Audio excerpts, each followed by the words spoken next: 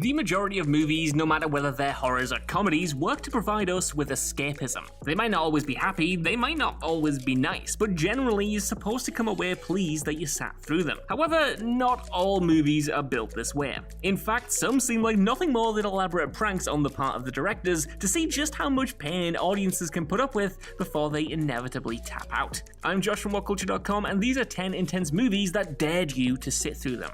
Number 10, Requiem for a Dream.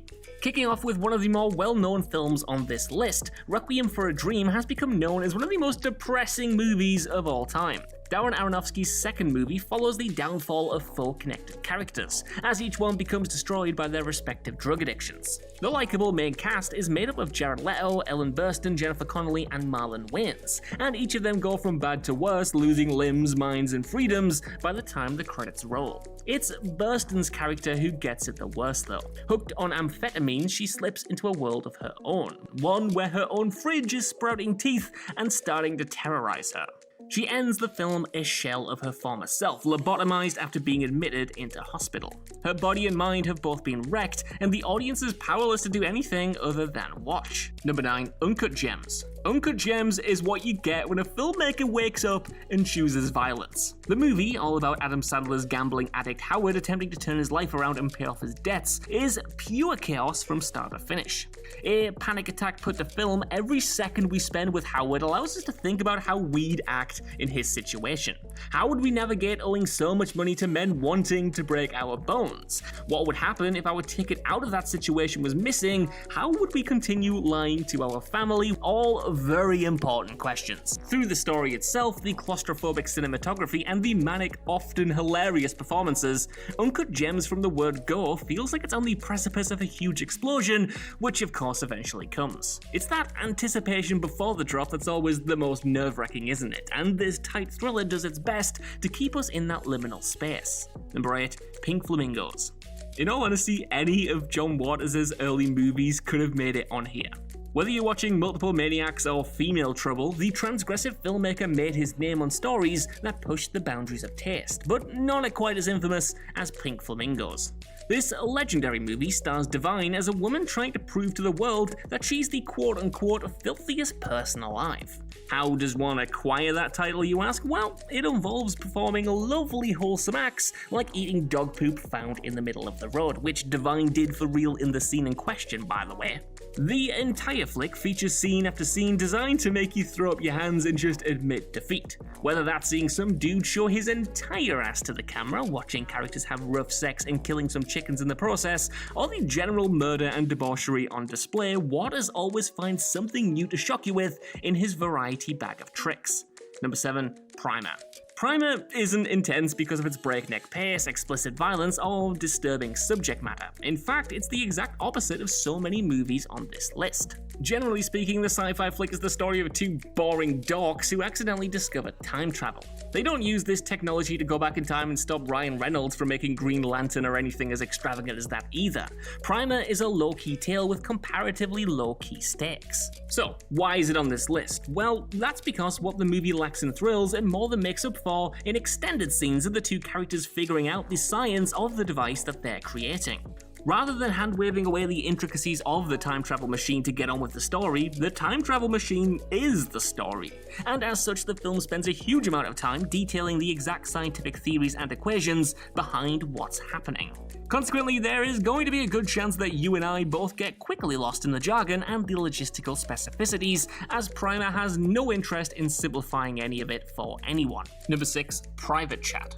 An erotic drama about a down-on-his-luck loser who becomes obsessed with a cam girl was always going to be intense, but even then the polarizing Private Chat still manages to be more uncomfortable and explicit than many expected. With shades of the Safdie brothers, we follow the aforementioned man, Jack, as his real life takes a back seat in favor of his devotion to this person he only knows through a screen. His already precarious job of, just let me check my notes, online blackjack player starts to get him in bother with his landlord and his friends that he's promised to win money for, as he pays for more sessions with this woman, Scarlett, instead. This all escalates though when he sees Scarlett, who says that she lives in another state, in his neighborhood in New York City one night, completely fracturing the security of the screen that safeguards her sex work. Private chat is grotty, grimy, and gives us far too much access to Jack's private time as we watch in explicit detail and length just how far his kink goes. Number 5. While Jackass has always been a rip-roaring franchise about a group of chaotic dudes pranking each other and putting their bodies on the line for the amusement of audiences, there's always been a few moments, at least in each movie, that threaten to put people off entirely. Everyone has different bodily fluids that they just don't like seeing. Blood, vomit, feces, you name it. And the Jackass crew liberally make use of all of these to craft some of the most cringe-inducing and disgusting content in movie history. So, while it can and often is very funny, it's rarely not intense, and each new prank is practically a test of just how much you're willing to sit through. Number 4. Enter the Void. Like a few directors on this list, Gaspar Noé's entire filmography has been built around being a provocateur. While some of his exercises in extremity are as outright bad as they are button-pushing, the filmmaker has made some genuinely interesting and effective movies that moved beyond the pure shock and schlock combo. Enter the Void is perhaps his most striking and impenetrable film, though, a 3-hour psychedelic trip following the spirit of a recently killed drug dealer as it ventures into the afterlife. The film was intentionally made to mimic a drug trip, and as a result you're going to get a lot of surreal sequences, some non sequiturs, a bunch of disturbing violence, and a lot of stuff that won't make sense on first watch. As you can imagine then, it's a real stamina-sapping couple of hours, and one you're likely to struggle to engage with in its entirety. Number 3. Nyamomaniac. To give you a little bit of a behind-the-scenes insight, the previous entry was actually almost on Love rather than Enter the Void, what with it being 2 hours of people hating each other and having full frontal sex on camera. When I thought about it though, I realised that when it comes to the realm of intense movies all about the erotic lives of their characters, it doesn't get much more overwhelmingly intense than Lars von Trier's Nympomaniac. This 2-part drama follows Jo from ages 15 to 50 as she details her various sexual exploits, clocking in at a stonking 241 minutes for both of the parts, and up that to 325 minutes if you're, for whatever reason, watching the uncut version, and that's a lot of sex and a lot of misery to sit through plain and simple. Hell, even minus the sex and misery, that's a lot of Lars von Trier movie to sit through plain and simple as well.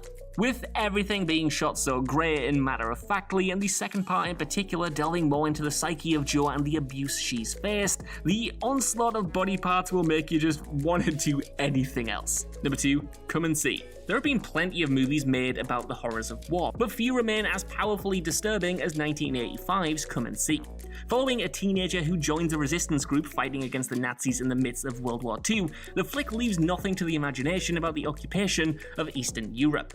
Our protagonist suffers through one atrocity after another, with executions and beatings all being par for the course. Due to just how explicit and dark the film is then, it unsurprisingly was a fight to get made.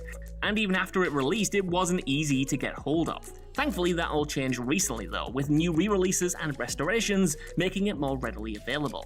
Saying it's a tough watch would be an understatement, though the brutality of the story is contrasted with quieter, more surreal and poetic moments that further emphasize the horrors that you've just witnessed. It never stops feeling like the end of the world, and by the finale you'll be pleased to come up for air. Number 1. Threads. If Come and See feels like the end of the world, then Threads is the end of the world. A made-for-TV movie commissioned by the BBC in the 80s, this low-budget flick offered a harrowing and authentic look at what would happen if a nuclear bomb was detonated over England and the rest of the globe. Obviously, back in 1984, the looming threat of nuclear war was very real, and this film didn't do anything to help alleviate the fears that the worst-case scenario wouldn't be as bad as everyone expected. Following a group of people both before and after one of the bombs detonates over Sheffield, the initial response teams proved to be totally inept and under-equipped to deal with a cataclysmic event of this magnitude.